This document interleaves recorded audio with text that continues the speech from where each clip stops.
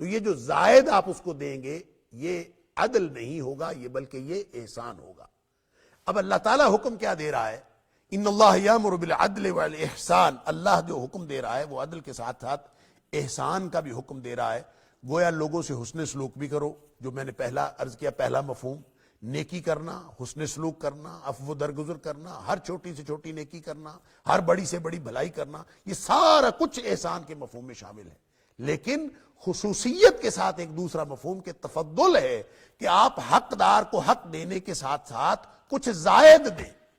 اللہ اکبر، یہ ایک ایسا ضابطہ ہے سبحان اللہ کہ جب آپ زائد دینا شروع کر دیں گے، تفضل کرنا شروع کر دیں گے، قرآن کہتا ہے وَلَا تَنْسَبُوا الْفَضْلَ بَيْنَكُمْ، آپس میں ڈیلنگ کرتے وقت، آپس میں گفتگو کرتے وقت، آپس میں معاملات کرتے وقت اور باہمی لین دین کے معاملات کرتے وقت کبھی بھی فضل کو، وَلَا تَنْسَبُوا الْفَضْلَ بَيْنَكُمْ، آپس میں مہربانی کرنا اور فضل کرنا اور زائد دینا نہ بھولو۔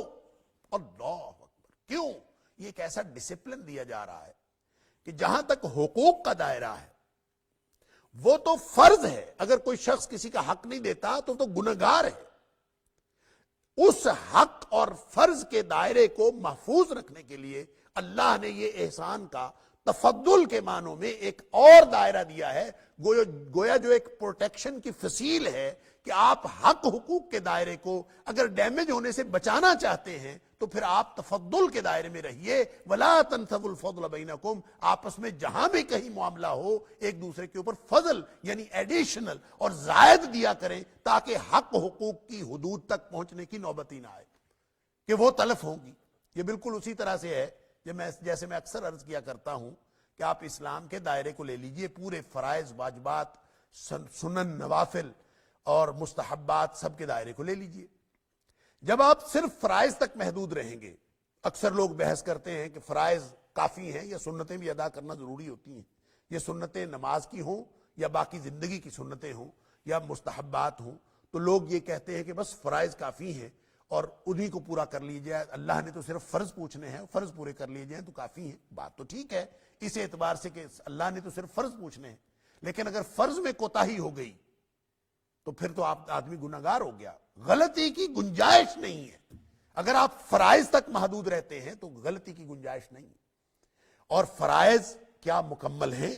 کیا انسان نے فرائض کی اور واجبات کی ادائیگی میں وہ پرفیکشن کا لیول، وہ پرسین کا لیول اچیو کر لیا ہے کہ آدمی اسی جو سطح ہے فرائض کی اس سے کبھی ڈیویٹ نہ کرے اور کبھی بھی فرائض ڈیمیج نہ ہو، کبھی واجبات کے اندر کوئی کسر نہ رہے؟ کیا آدمی اس بات کو انشور کر سکتا ہے اپنی زندگی میں؟ ظاہر ہے نہیں کر سکتا۔ جب نہیں کر سکتا تو اس جو فرائض اور واجبات کا دائرہ ہے اس کو سیف گارڈ کرنے کے لیے، اس کو محفوظ رکھنے کے لیے، اس کو پروٹیکٹ کرنے کے لیے اس کے باہر کی جو فصیل ہے وہ سنتوں کی ہے۔ لہذا اگر کوئی شخص سنتوں کا پابند رہتا ہے تو فرائض تو اس سے اگلے دائرے میں آتے ہیں۔ تو سنتوں کی پابندی وہ فرائض کے دائرے کو محفوظ کرنے کا باعث بنتی ہے۔ اگر آدمی سنتوں کی پابندی کی عادت ڈالے گا تو کبھی اس سے اگر کوتاہی ہوگی تو سنتوں کے دائرے میں ہوگی، فرائض کے دائرے تک تو پہنچنے کی نوبت ہی نہیں آئے گی۔ اس سے بھی آگے پھر نوافل کا دائرہ، اگر آدمی نوافل کا بھی اہتمام کرتا ہے، پھر اس کے بعد مستحبات کا بھی اہتمام کرتا ہے جو عام پسندیدہ کام ہے، تو آپ اندازہ کیجئے فرائض تو بہت اندر جا کے رہ گئے۔ اگر اس سے کبھی کوتاہی ہوگی تو مستحبات میں ہوگی کہ جو شخص مستحبات کا اہتمام کرتا ہے، اور جو شخص نوافل، اس کے بعد پھر اگر کوئی کبھی کوتاہی ہوگی تو نوافل میں ہوگی، اس کے بعد اگر کوئی کوتاہی ہوگی تو پھر وہ سنن میں ہوگی، اس کے بعد اگر کوئی کوتاہی ہوگی تو چوتھے نمبر پر جا کے فرائض آئیں گے۔ تو اس کا مطلب ہے کہ جو شخص فرائض و واجبات کے ساتھ سنتوں کا، نوافل کا، مستحبات کا اور ہر نیک کام کا اہتمام کرتا ہے، وہ گویا اپنے فرائض و واجبات کو محفوظ بنا لیتا ہے۔ اس لیے کہ قیامت والے دن جب فرائض و واجبات پورے نہ ہوئے تو اللہ کریم نے فرشتوں سے کہنا کہ اس کے نوافل دیکھ لو، ہو سکتا ہے کہ نوافل سے اس کی وہ کمی پوری ہو جائے جو اس کے فرائض میں رہ گئی ہے۔ تو وہ ایک تو کمی کو پورا کرنے کا باعث بنتے ہیں، اور دوسرا وہ سیف گارڈ ہیں یا شیلڈ ہیں، اس کو محفوظ کرنے کے لیے ایک شیلڈ ہے کہ آپ نے فرائض و واجبات کو محفوظ رکھنا ہے تو آپ دائرہ وسیع کرتے جائیے اور مستحبات کا خیال رکھیے۔ جب آپ مستحبات کا خیال رکھیں گے تو پھر آپ محفوظ کر لیں گے اپنے فرائض و واجبات کو تاکہ اس کے اندر کوئی کمی نہ رہے. اگر کوئی کمی رہ گئی تو نوافل اور سنتیں اور مستحبات وہ اس کمی کو پورا کر دیں گے تاکہ اللہ کے ہاں قیامت والے دن آپ سرخرو ہو جائیں. یہ ہے اس کا اصول فرائض و واجبات کا جو سنت و نوافل کے ساتھ آتا ہے. علی ھذا القیاس جب آپ حق و حقوق کے دائرے میں اس پر بحث کرتے ہیں اور اس پر بات کرتے ہیں تو عدل وہ تو بنیادی فریضہ ہے. جہاں عدل نہیں ہوا، جہاں عدل کی کمی ہو گئی، جہاں عدل ڈیمیج ہو گیا وہاں تو ظلم آ گیا. جتنا درجے عدل کم ہوا اتنے درجے ظلم داخل ہو گیا. لہذا اس ظلم سے بچنے کے لیے اگر آپ عدل اور ظلم یعنی حق اور حقوق کی جو حقوق و فرائض کی جو فصیل ہے اگر آپ اسی پہ رہتے ہیں، اسی حد میں رہتے ہیں اور احسان کے درجے میں ایک دوسرے کے ساتھ سلوک نہیں کرتے اور فضل کے درجے میں وَلَا تَنْسَوُا الْفَضْلَ بَيْنَكُمْ اللہ فرماتا ہے آپس میں معاملات کرتے وقت فضل کو ایڈیشنل دینے کو، احسان کرنے کو، تفضل کو نہ بھولا کریں. گویا جب انسان احسان کے دائرے میں رہتا ہے تو کبھی کوتاہی ہوگی تو احسان میں کوتاہی ہوگی، کم از کم عدل کا دائرہ تو ڈیمیج نہیں ہوگا اور انسان کبھی ظلم کا مرتکب نہیں ہوگا. تو یہ بھی ایک اللہ تعالیٰ نے ایک طرح کا سیف گارڈ اور فصیل اور شیلڈ دی ہے کہ آپ نے اگر اپنے فرائض و واجبات کو بچانا ہے تو آپ عدل کے ساتھ ساتھ احسان کا اصول ملحوظ رکھیں. ان اللہ یأمر بالعدل والاحسان. لہذا یہ احسان صرف انسانوں کے حقوق کے بارے میں نہیں، یہ حقوق اللہ کے بارے میں بھی ہے، یہ حقوق العباد کے بارے میں بھی ہے. یعنی پورے دین کے دائرے میں آپ ایکسٹرا کرتے جائیں. احسان کا معنی وہ نیکی ہے جو آدمی تفضل کے درجے میں کرے. جب آدمی ایکسٹرا کرتا جاتا ہے تو پھر جو اصل نیکیاں، جو اصل فرائض ہیں جن سے کم قبول ہی نہیں ہے تو وہ ان کے گرد ایک شیلڈ رہتی ہے کہ آپ احسان کے درجے میں اور فضل کے درجے میں اپنی ان نیکیوں کو محفوظ کر لیتے ہیں کہ اگر کوتاہی ہوتی ہے تو پھر باہر کی شیلڈ میں ہوتی ہے، احسان میں کوتاہی ہوگی، کبھی عدل میں کوتاہی نہیں ہوگی. یہ گویا اللہ تعالیٰ نے ایک سیف گارڈ کے طور پر ایک ایکسٹرا آپ کو دے دیا اگر اس کو تفضل کے معنوں میں دیکھیں. ایک اور ضابطہ، ایک اور مفہوم احسان کا جو اگرچہ ان تینوں مفاہیم کو یعنی جو دو میں نے عرض کر دیے اور تیسرا مفہوم جو میں عرض کرنے جا رہا ہوں ان تینوں مفاہیم کو اگر آپ ایک لائن میں رکھ کے دیکھیں تو تینوں مفاہیم ایک دوسرے کے اندر شامل ہیں اور یہ ایک دوسرے سے جدا نہیں. تو تیسرا مفہوم جو احسان کا ہے وہ اخلاص یا حسن عبادت یا حسن عمل. اس کا معنی اخلاص کر لیں، اپنے آپ کو خالص کرنا، دل کو خالص کرنا. اس کا معنی حسن عمل کر لیں، اس کا معنی حسن عبادت کر لیں. کوئی بھی معنی کیا جا سکتا ہے اور اس کو سمجھنے کے لیے نبی اکرم صلی اللہ علیہ وآلہ وسلم کا وہ فرمان ذہن میں رکھنا پڑے گا کہ جب حضرت جبریل علیہ السلام انسانی شکل میں آئے تھے نبی اکرم صلی اللہ علیہ وآلہ وسلم کے پاس تو آ کے انہوں نے چند سوالات کیے تھے. ان میں سے ایک سوال یہ تھا کہ اخبرنی عن الاحسان، کہ اللہ کے رسول صلی اللہ علیہ وآلہ وسلم مجھے خبر دیجئے، مجھے بتائیے احسان کے بارے میں کہ احسان کیا ہے. ایمان پوچھا، اسلام پوچھا اور ساتھ احسان پوچھا. اور وہ جو حدیث ہے وہ بھی گویا پورے دین کا خلاصہ ہے کیونکہ نبی اکرم صلی اللہ علیہ وآلہ وسلم نے اس حدیث کے آخر پہ موجود ہے یہ روایت کے الفاظ کہ آپ نے جب حضرت عمر فاروق رضی اللہ تعالیٰ عنہ سے پوچھا تھا کہ تمہیں معلوم ہے کہ یہ شخص پوچھنے والا کون تھا، اتدری من السائل، یہ پوچھنے والا کون تھا آپ جانتے ہیں؟ تو حضرت جبریل علیہ السلام کے بارے میں چونکہ حضرت عمر فاروق رضی اللہ تعالیٰ نہیں جانتے تھے تو انہوں نے کہا جی میں تو نہیں جانتا، اللہ و رسولہ اعلم، اللہ جانتے ہو یا اللہ کے رسول صلی اللہ علیہ وسلم جانتے ہو، مجھے تو معلوم نہیں. تو نبی اکرم صلی اللہ علیہ وسلم نے فرمایا تھا کہ ہوا جبریل، یہ جبریل تھے، اتاکم لیعلمکم دینکم، یہ تمہیں تمہارا دین سکھانے آئے تھے. گویا پورے دین کا خلاصہ تھا جو اس حدیث کے اندر اللہ کے رسول صلی اللہ علیہ وآلہ وسلم کی زبان سے کہلوایا. سکھانے تو حضرت جبریل علیہ السلام آئے تھے لیکن کہلوایا نبی اکرم صلی اللہ علیہ وآلہ وسلم سے، اس لیے کہ دین بنتا ہی اس وقت ہے جب نبی اکرم صلی اللہ علیہ وسلم کی زبان اقدس سے نکلے. تو آپ کی زبان اقدس سے نکلوایا، آپ نے احسان کا معنی بتایا جس کی تصدیق جبریل علیہ السلام نے کی. گویا اس بات سے مفہوم یہ نکلتا ہے کہ یہ منزل من اللہ ہے، یہ مفہوم یعنی اللہ کی طرف سے یہ مفہوم جو ہے وہ نبی اکرم صلی اللہ علیہ وسلم کو سکھایا گیا اور جبریل علیہ السلام نے تصدیق کی، کیونکہ اتاکم لیعلمکم دینکم کا نبی اکرم صلی اللہ علیہ وسلم کا جو فرمان ہے، جو آپ کا ارشاد ہے، وہ یہ بتاتا ہے کہ جبریل آیا تھا، اور ظاہر سی بات ہے جبریل اپنی مرضی سے نہیں آتا، جبریل کو کون بھیجتا ہے؟ اللہ بھیجتا ہے۔ اللہ نے اس کو بھیجا کہ یہ دین سکھاؤ، تو گویا جبریل علیہ السلام اللہ کی طرف سے وحی لے کر آئے تھے جو نبی اکرم صلی اللہ علیہ وسلم کی زبان سے کہلوائی گئی۔ تو یہ اس بات کا بھی ثبوت ہے کہ وحی صرف وہ نہیں ہے جو قرآن میں نازل ہوئی، وحی غیر مطلوع جو تلاوت نہیں کی جاتی، وہ وحی جو نبی اکرم صلی اللہ علیہ وسلم پر دیگر احکام نازل ہوئے ہیں قرآن کے علاوہ، وہ بھی اللہ کی طرف سے نازل ہوئے ہیں۔ تو اس میں اخبرنی عن الاحسان، احسان کے بارے میں بتائی، فرمایا الاحسان ان تعبد اللہ کأنک تراہ فإن لم تکن تراہ فإنہ یراک۔ احسان یہ ہے کہ تم اللہ کی عبادت تو اس طرح سے کرے جیسے تو اللہ کو دیکھ رہا ہے، اور اگر تو اللہ کو نہیں دیکھ رہا فإنہ یراک، تو اللہ تو تجھے دیکھ رہا۔ تو گویا یہ دو مرحلے یا دو سٹیپس یا دو مختلف احوال یا دو مختلف کیفیتیں بتا دیں کہ یہ کیفیتیں حاصل کر کے اللہ کی بندگی کرنا، اس کا نام احسان ہے۔ اب یہ کیفیتیں کیا ہیں، اس کے اوپر بھی غور کرنے کی ضرورت ہے۔ میں اکثر عرض کرتا رہتا ہوں، اور خاص طور پر جب ہم نے سورہ نساء کی آیت نمبر 125 پڑھی تھی تو اس وہاں احسان کے حوالے سے گفتگو ہوئی تھی، اور تب بھی میں نے عرض کیا تھا کہ جب ہم آیت نمبر 90 سورۃ النحل میں پہنچیں گے تو تب میں اس کی تھوڑی سی تفصیل اور عرض کروں گا۔ اب گزارش یہ ہے کہ آپ ذرا اس کو تازہ کر لیجئے کہ وہاں اللہ کریم نے کیا فرمایا تھا، وَمَنْ أَحْسَنُ دِينًا مِمَّنْ أَسْلَمَ وَجْهَهُ لِلَّهِ وَهُوَ مُحْسِنٌ۔ اللہ اکبر، اس سے اچھا دین کس کا ہوگا؟ یعنی دین کا حسن، دین کی خوبصورتی، حسن عمل، سبحان اللہ، یا اخلاص۔ اخلاص کا لفظ بھی دیکھ لیجئے، قرآنی لفظ ہے، اور اللہ تعالیٰ نے جہاں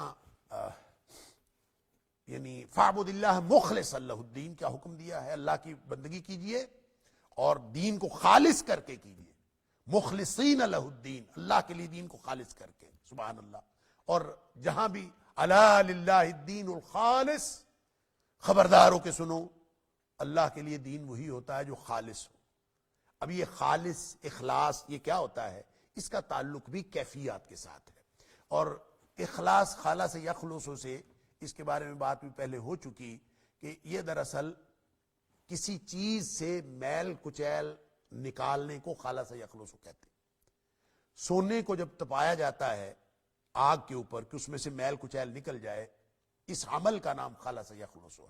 لہذا خالص ہونا ہم اس کو کہتے ہیں جس کے اندر کوئی میل کچیل اور کسی بھی چیز طرح کی ملاوٹ نہ ہو۔ لہذا جب آپ ان معنوں میں اللہ کی بندگی کو اور اللہ الا للہ الدین الخالص کو کہتے ہیں تو اس کا مفہوم سمجھنے کی کوشش کرتے ہیں، تو وہ یہ نکلتا ہے کہ کوئی بھی چیز، کوئی آلودگی، کوئی ذرات، کوئی کنٹیمنیشن، کسی بھی چیز کی ملاوٹ اللہ کی بندگی میں نہیں ہونی چاہیے، خالص اللہ کی بندگی۔ گویا قلبی کیفیات سے لے کر ظاہری اعمال تک، جب تک وہ خالص اللہ کے لیے نہیں ہوگا تو وہ اللہ کو قبول نہیں ہے۔ تو احسان بمعنی اخلاص کے ہے، یعنی آپ کو ہر بندگی اس طرح سے کرنی ہے کہ میرا اللہ جیسے مجھے دیکھ رہا ہے یا جیسے میں اللہ کو دیکھ رہا ہوں، اور دوسرا مرحلہ اس کا ہے کہ اللہ مجھے دیکھ رہا ہے، میں اللہ کو دیکھ رہا ہوں۔ اس کا کیا مفہوم ہے؟ جبکہ اللہ کو تو دیکھا جانا اس دنیا میں ممکن ہی نہیں ہے۔ اللہ تعالیٰ کا قرآن کہتا ہے کہ لا تدرک الابصار وهو یدرک الابصار، اس کو آنکھیں نہیں پا سکتی، آنکھیں اس کا ادراک نہیں کر سکتی۔ اللہ نے دنیا کی آنکھوں کو یہ صلاحیت ہی نہیں دی کہ وہ اللہ کے نور کا ادراک کر سکے، اور اللہ کی جو ذات جل شانہ ہے اس سے اس کو دیکھ سکتی ہی نہیں آنکھیں۔ جب اس کو دیکھا ہی نہیں جا سکتا دنیا میں، تو ہمیں یہ کیا کہا گیا ہے، ان تعبد اللہ کأنک تراہ، کہ بندگی اس طرح سے کرو جیسے تم اللہ کو دیکھ رہے ہو۔ اللہ اکبر، یہ دراصل وہ حسن عمل کی طرف ہی نشاندہی ہے کہ آپ حسن عمل کو، آپ عبادت کے حسن کو بڑھاتے جائیں، یا یوں کہہ لیجئے کسی چیز کو بہتر سے بہتر بنانا، یہ احسان ہے۔ جیسے اللہ تعالیٰ نے فرمایا وہ احسنوا، ہر چیز کو بہتر سے بہتر بنا کے کرو، خوبصورت سے خوبصورت بنا کے کرو، حسین سے حسین بنا کے کرو۔ اور اس سے مراد صرف عبادت نہیں ہے، ایک تو خالص اللہ کی عبادت کی بات ہے، اور دوسرا عبادت کے ہر کام، چاہے وہ خدمت خلق سے تعلق رکھتا ہو، چاہے وہ بندوں کے ساتھ حسن سلوک سے تعلق رکھتا ہو، جب آپ اس کو بہترین طریقے سے بہتر بنانے کی کوشش کریں گے تو یہ احسان ہوگا۔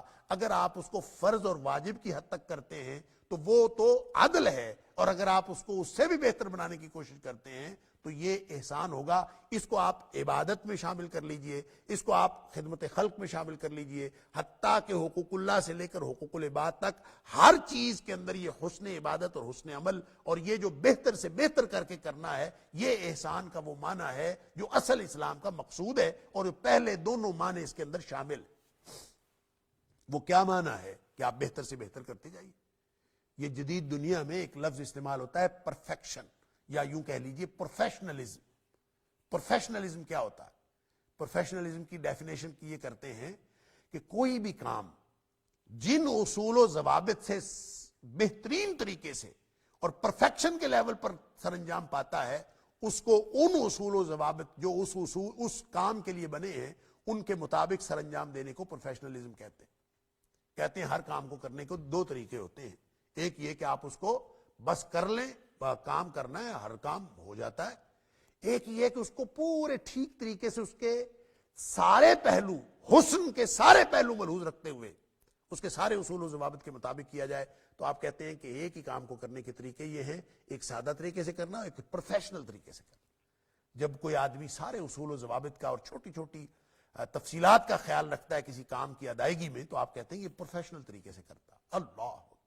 اب یوں کہہ لیجئے کہ احسان اسلام کا پروفیشنلزم ہے، کہ اسلام جو ہر کام کو پرفیکشن کے لیول پر دیکھنا چاہتا ہے، اور پرفیکشن یہ ہے، اسلام کی پرفیکشن یہ ہے، اور اسلام میں پرفیکشن کا تصور یہ ہے کہ آپ کو اللہ نے جتنی صلاحیتیں دی ہیں وہ ساری کی ساری لگا کر کام کو بہتر سے بہتر بنا دیں۔ لا یکلف اللہ نفسا الا وسعها، جتنی اللہ نے استطاعت دی ہے اس سے زیادہ اللہ تکلیف نہیں دیتا، لیکن وہ تو پوری ایفرٹ پٹ کرنی پڑے گی۔ یا ایھا الذین آمنوا اتقوا اللہ حق تقاتہ، جس طرح اللہ سے ڈرنے کا حق ہے اس پرفیکشن تک جاؤ۔ ولا تموتن الا وانتم مسلمون، اور مطیع اور فرمانبردار اپنے آپ کو اللہ کے سپرد کیے بغیر مرنا نہیں ہے۔ اپنی جان آفرین کے سپرد وہ نہیں ہوتی جو انسان مرنے کے بعد کرتا ہے۔ مرنے سے پہلے اپنی جان اللہ کے سپرد کر دینا کہ میں اللہ کا ہوں اور میں اپنے آپ کو اللہ کے سپرد کرتا ہوں۔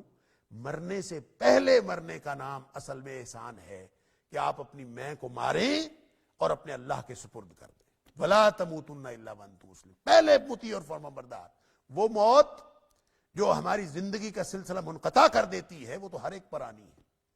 مسئلہ یہ ہے کہ آپ اس سے پہلے اپنی انا کو، اپنی میں کو، اپنے آپ کو ختم کر کے اپنے آپ کو اپنے اللہ کے سپرد کر دیں۔ یہی بات فرمائی تھی سورہ نساء میں، ومن احسن دینا، اس سے اچھا دین کس کا ہوگا، ممن اسلم وجہہ للہ، جو اپنی ذات کو اپنے اللہ کے سپرد کر دے، جو اپنا چہرہ، اپنی ذات اپنے اللہ کے سامنے جھکا دے، اب گویا کمپلیٹ سبمیشن کر دے اللہ کے سامنے، اس سے اچھا کون ہوگا؟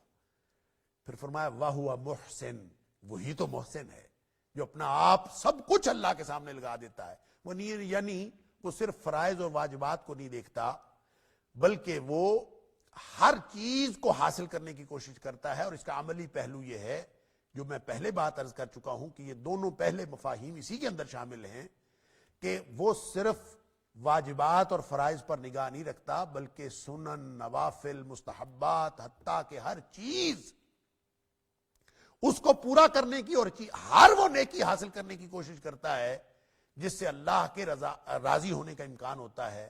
اور یوں اس کی نگاہ محسن وہ ہوتا ہے جس کی نگاہ صرف واجبات پہ نہیں ہوتی، بلکہ وہ ہر نیکی حاصل کرنے کی اور ہر چیز کو بہتر سے بہتر بنانے کی، آگے سے آگے بڑھنے کی اس تگ و دو میں، اس تڑپ میں ہمیشہ رہتا ہے، اور مرنے تک اسی معاملے میں وَاعْبُدْ رَبَّكَ حَتَّىٰ يَأْتِيَكَ الْيَقِينُ، موت تک وہ اپنے اس سفر کو آگے سے آگے بڑھاتا رہتا ہے۔ تو اس کا ٹارگٹ کیا ہے؟ اب آپ سمجھیے کہ جو اللہ کے رسول صلی اللہ علیہ وسلم نے 2 مرحلے بیان کیے ہیں، اس میں پہلے مرحلے کا کیا مطلب ہے؟ ان تعبد اللہ کأنک تراہ، اللہ کو ایسے بندگی کیجئے، عبادت کیجئے جیسے اللہ کو دیکھ رہے ہیں۔ اب ظاہر ہے اللہ کو دیکھا جانا تو ممکن نہیں ہے، تو پھر وہ کیفیت پیدا کرنا کہ میں نے اللہ کو دیکھنا ہے، یہ گویا ان اچیویبل ٹارگٹ ہے، جو دنیا میں ناقابل حصول ٹارگٹ ہے۔ کیوں؟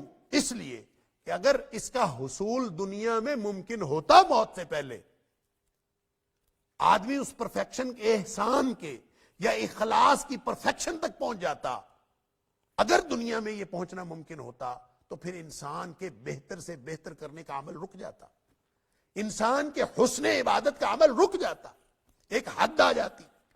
لیکن اللہ یہ چاہتا ہے کہ میرے بندے اس اخلاص کو، اس حسن عبادت کو، اس حسن عمل کو اور ہر کام کو بہتر سے بہتر بنانے کو وہ آگے سے آگے بڑھاتے رہیں، اور ان کا کبھی ٹارگٹ نہ آئے، یہ بہتر سے بہتر ہوتے جائیں، راستے میں موت آ جائے لیکن ان کی بہتری کا سفر رکے نہ۔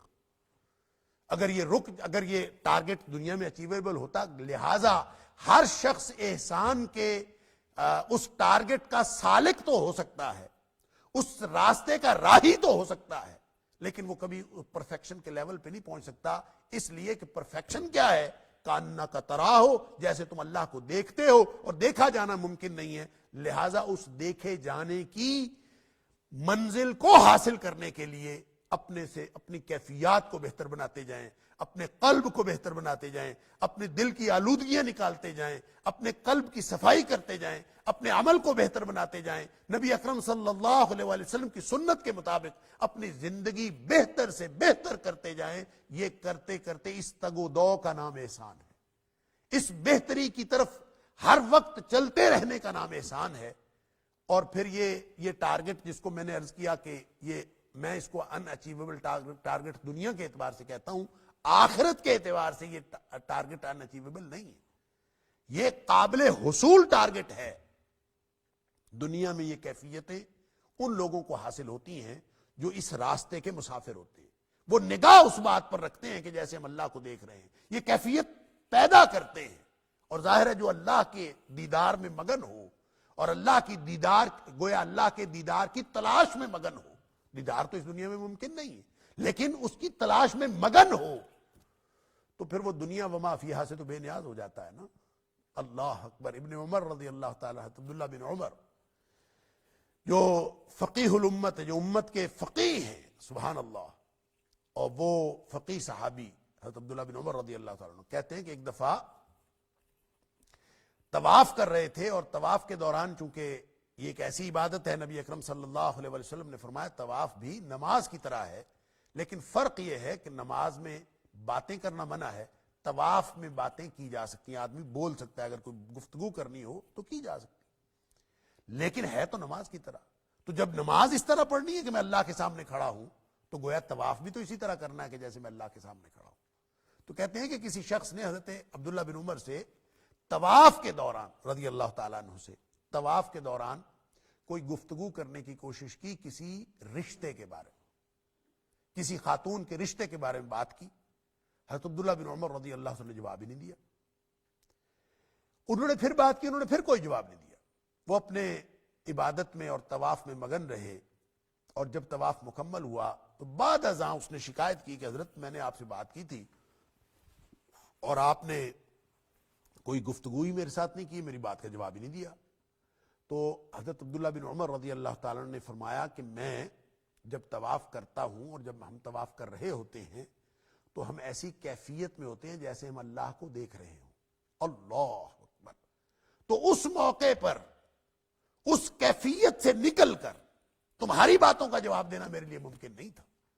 یعنی یہ کیفیت پیدا کرنی ہے، اور یہ وہ اخلاص کا اور حسن عبادت کا اور حسن عمل کا ایک درجہ ہے جس کو احسان کہتے ہیں۔ یہ آپ نے کوشش کرتے جانا ہے۔ وَأَحْسِنُوا إِنَّ اللَّهَ يُحِبُّ الْمُحْسِنِينَ۔ جو اس راستے کے مسافر ہوتے ہیں اور اس راستے پر چل رہے ہوتے ہیں، اللہ ان سے بہت پیار کرتا ہے، کیونکہ وہ ہر معاملے میں بہتر سے بہتر کرنے کی کوشش کرتے ہیں، اور کبھی ان کی نگاہ صرف فرائض اور واجبات پر نہیں رہتی، وہ تو ہر وقت ہر نیکی حاصل کرنے کی کوشش میں اور کاوش میں رہتے ہیں۔ یہی زندگی کی تڑپ ہے کہ ہر نیکی حاصل، یہ احسان ہے۔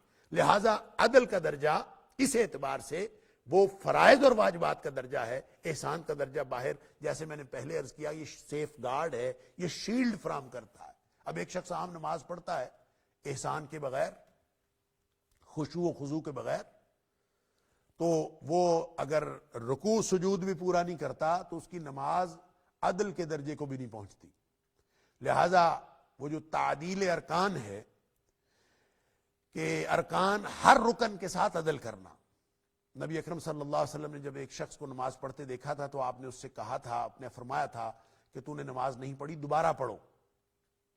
اس نے دوبارہ پڑھی، دوبارہ پڑھ کے جانے لگا، آپ نے پھر فرمایا کہ تو نے نماز نہیں پڑھی، پھر پڑھو۔ اللہ اکبر، انک لم تصلف ارجع فتصلی انک لم تصلی، واپس جا اور دوبارہ نماز پڑھ، تو نے نماز نہیں پڑھی۔ اب اس نے رکوع سجدے نہیں کیے تھے، بلکہ اس پہ غور کیا کریں۔ میں تو سوچتا ہوں، حیران رہ جاتا ہوں کہ جس شخص نے نبی اکرم صلی اللہ علیہ وآلہ وسلم سے ایک دفعہ یہ سن لیا ہو کہ تیری نماز ٹھیک نہیں ہے، دوبارہ جا کے پڑھو، اور نبی کریم صلی اللہ علیہ وسلم اس کو دیکھ رہے تھے، اور دوبارہ جا کے اس نے جب پڑھی ہوگی تو اس نے کتنی تسلی سے پڑھی ہوگی، کتنے احتیاط سے پڑھی ہوگی کہ میری نماز غلط نہ ہو۔ لیکن دوبارہ پھر اس کی نماز کو نبی اکرم صلی اللہ علیہ وسلم فرمایا تیری نماز ٹھیک نہیں ہے، دوبارہ جا کے پڑھو۔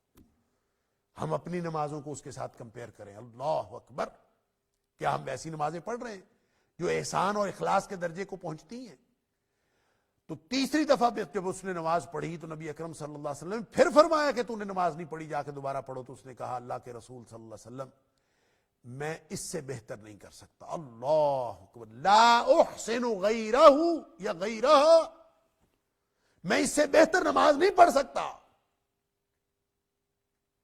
لا احسن، اس سے خوبصورت نہیں بنا سکتا اپنی نماز کو، اس سے زیادہ احسان اس میں داخل نہیں کر سکتا۔ پھر نبی اکرم صلی اللہ علیہ وسلم فرمایا احسان کیا ہے، آپ نے ڈسکرپشن دی اس کی، جو آپ نے پڑھ کے دکھائی نمازیں، جو آپ نے فرمایا کہ صلو کما رأیتمونی اصلی، جس طرح مجھے نماز پڑھتا دیکھتے ہو ویسے نمازیں پڑھو، یہ تو جنرل اصول ہے۔ وہاں نبی اکرم صلی اللہ علیہ وسلم ایک ایک رکن کی بات فرمائی کہ جب آپ قیام کرو تو تسلی سے، اطمینان سے، جب آپ رکوع کرو تو حتی تطمئن، جب تک اطمینان نہ ہو جائے کہ میں نے رکوع کا مقصد پورا کر لیا ہے تب تک سر نہیں اٹھانا۔ اسی طرح قومہ ہے، اسی طرح جلسہ ہے، اسی طرح سجدہ ہے، اسی طرح رکوع ہے، پوری نماز فرمائے اسی طرح پڑھو کہ جب جاؤ اس رکن میں حتی تطمئن، اطمینان کی حد تک رہنا ہے۔ اور اطمینان کیا ہے؟ اطمینان یہ ہے کہ آپ کے قلب کو یقین ہو جائے کہ میں جس مقصد کے لیے جھکا تھا میرا مقصد پورا ہو گیا، جس مقصد کے لیے میں کھڑا تھا وہ میرا مقصد پورا ہو گیا ہے، جس مقصد کے لیے میں جھکا تھا میرا مقصد پورا ہو گیا ہے، جس مقصد کے لیے میں نے پیشانی اللہ کے سامنے رکھی تھی زمین پر وہ مقصد پورا ہو گیا ہے۔ جب تک آپ کا اطمینان نہ ہو، اب یہ اطمینان کی کیفیت ہر ایک شخص کی مختلف ہے، اس کی حدود ہے۔ کسی کی ہو سکتا ہے کہ حد جو ہے وہ چند سیکنڈ میں آ جائے اطمینان کی، اور وہ سمجھ لے کہ میرے اللہ سے میری بات ہو گئی ہے۔ کسی کو ہو سکتا ہے چند منٹ لگ جائے، ہو سکتا ہے کسی کو چند گھنٹے لگ جائے۔ اور صحابہ کرام سے ایسے واقعات منقول ہیں کہ ساری ساری رات وہ سجدے میں پڑے رہتے تھے، ایک ہی بات رب اغفر لی رب اغفر لی کہتے رہتے تھے۔ اور یہ تو اللہ کے ساتھ تعلق کی بات ہے، جس کو جتنی چاشنی محسوس ہوتی ہے جس کام میں وہ اس سے آگے بڑھتے رہتے ہیں۔ اللہ اکبر۔ لہذا ہر بندگی، ہر عبادت، جب تک آپ ان خشوع و خضوع کے اور اس اللہ کو دیکھنے کے مرحلے کی حد تک شوق میں اس کو آگے نہیں لے جائیں گے اور اخلاص پیدا نہیں کریں گے، نماز وہ درجہ، کوئی بھی عبادت وہ درجہ حاصل نہیں کر سکتی۔ لہذا احسان ایک زائد چیز ہے تو جو تعدیل ارکان سے زائد ہے کہ آپ یہ کیفیت پیدا کریں۔ اب ظاہر ہے کہ یہ کیفیت پیدا کرنا چونکہ مشکل کام ہے کہ میں اللہ کو دیکھ رہا ہوں، اور یہ اس راستے کے مسافروں کو، جیسے میں نے پہلے عرض کیا کہ یہ دنیاوی اعتبار سے انچیویبل ٹارگٹ ہے۔ آدمی بہتر سے بہتر کرتا جاتا ہے، راستے میں موت آ جاتی ہے، موت اس سفر کو کاٹ لیتی ہے، لیکن یہ موت کے مرحلے کے بعد انسان اس دنیا سے آخرت میں چلا جاتا ہے۔ اس کی زندگی ختم نہیں ہوتی، مرحلہ زندگی تبدیل ہوتا ہے۔ زندگی ختم نہیں ہوتی، مرحلہ زندگی تبدیل ہوتا ہے، لیکن اس دنیا میں جو اس کا سفر جاری تھا اس کا نتیجہ یہ نکلتا ہے کہ پھر یہ برزخ سے ہوتا ہوا، پھر یہ حشر سے ہوتا ہوا، پھر یہ جنت میں جا پہنچتا ہے۔ اور جنت میں جنتیوں کو جب سارا سسٹم نظام مکمل ہو جائے گا زندگی کا، وہاں نبی اکرم صلی اللہ علیہ وسلم نے فرمایا کہ یہ جو ایڈیشنل چیز ہے جو انسان زندگی میں کرتا رہا